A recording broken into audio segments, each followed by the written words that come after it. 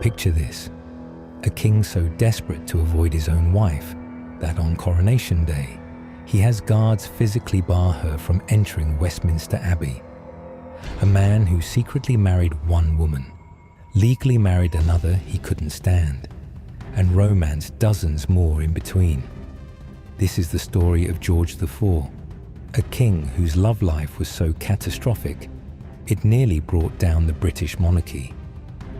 Our story begins in 1784, when 22-year-old Prince George, future king, meets a woman who will haunt him for decades, Maria Fitzherbert.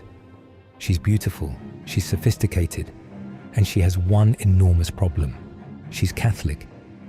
In Georgian England, this isn't just awkward. Under the Act of Settlement, if George marries a Catholic, he forfeits his right to the throne. Oh, and there's the Royal Marriages Act, which says he can't marry anyone without Daddy's permission until he's 25. George doesn't care. He's madly, obsessively in love.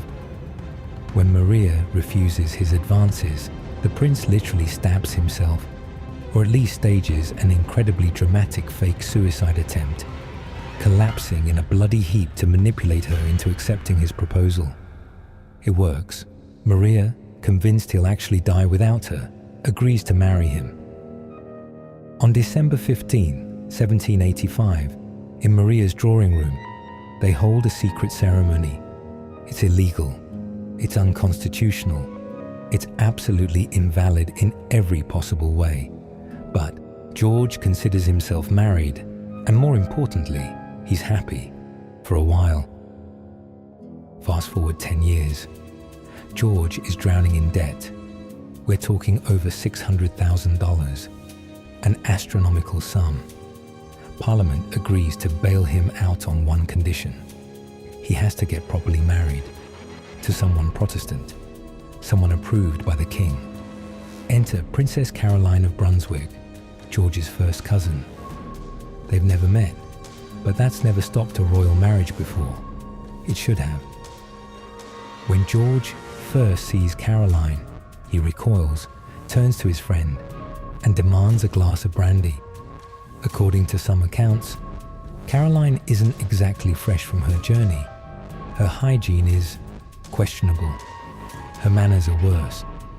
She's loud, crude, and loves embarrassing people in public. Caroline's first impression of George isn't much better. She finds him fat and nothing like his portraits. The wedding night is a disaster.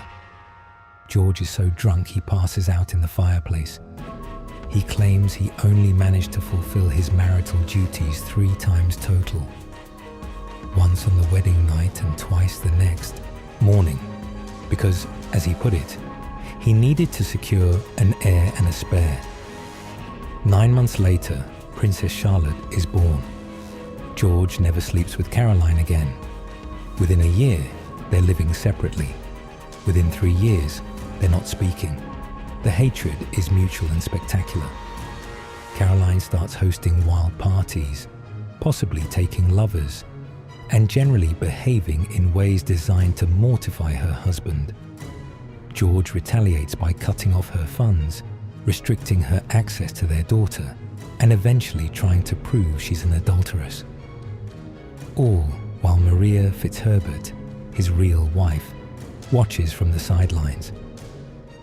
But George isn't pining alone. Oh no. While juggling a secret wife and a legal wife he despises, he finds time for an impressive roster of mistresses. There's Lady Jersey, older, sophisticated, and possibly the person who poisoned George's mind against Caroline before they even met. She's influential, manipulative, and George is completely under her spell for years. Then there's Lady Hertford, who replaces Lady Jersey in George's affections. The transition is so obvious that it becomes public scandal. But here's the twist. Lady Hertford doesn't actually sleep with George. She's a respectable married woman who enjoys the prince's attention, his gifts, and his power, but keeps him at arm's length romantically. George doesn't care.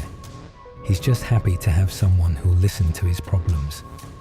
After Lady Hertford comes Lady Conyngham, another married woman, another close relationship that may or may not be physical. By this point, George is older, fatter, and increasingly unwell, but his need for female companionship never wavers. Throughout all of this, Maria Fitzherbert remains in the picture, on and off. He breaks up with her, goes back to her, leaves her again, returns again. She's the one woman who genuinely loved him, and he treats her abominably.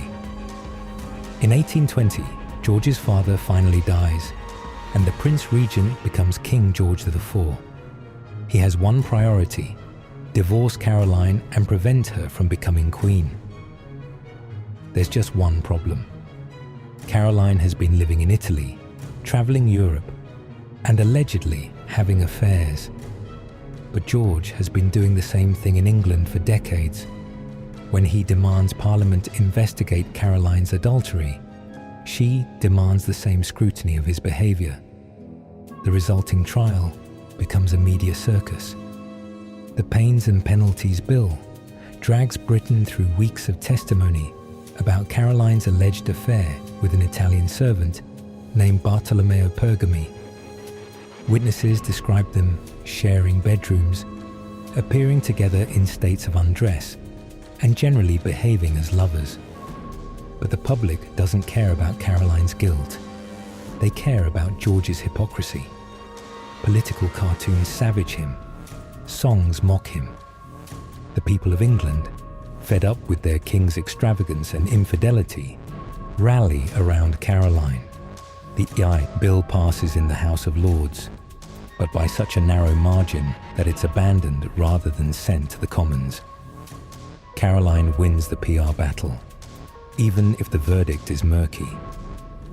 July 19, 1821, Coronation Day. George has spent a fortune on the most lavish ceremony in British history. He's designed his own outfit, so heavily embroidered and jeweled that he looks like a walking chandelier. Everything is perfect, except Caroline shows up at Westminster Abbey, demanding to be crowned queen. George has given strict orders. She's not to be admitted under any circumstances. Guards block the doors. Caroline pounds on them, shouting that she's the queen. They refuse. She tries other entrances, all blocked. Finally, humiliated, she leaves. 1 month later, Caroline is dead, possibly from an intestinal obstruction, possibly from a broken heart, possibly from poison. Rumors abound, though poison is unlikely. George doesn't attend her funeral, but he throws a party to celebrate. George IV died in 1830, obese, addicted to laudanum, and largely unmourned. His daughter Charlotte had died in childbirth years earlier, so the throne passed to his brother. His legacy, the most spectacular love life in royal history, and not in a good way. He spent decades chasing women who didn't want him, neglecting the one who did, and making enemies of most of the rest. He destroyed Caroline's life, broke Maria's heart repeatedly, and scandalized his kingdom so thoroughly that he became one of the most unpopular monarchs in British history. But here's the thing about George. He wanted desperately to be loved, by women, by his people, by anyone. The tragedy is that his selfishness, his vanity, and his cruelty made that impossible. The Prince of Wales, who could have been anything, became a king, remembered for everything wrong. And that's the story of how romantic obsession, illegal marriages, and spectacular hatred shaped the reign of George IV. The king who wanted love but only created scandal. This is history's dark ledger. Subscribe for the stories history tried to bury.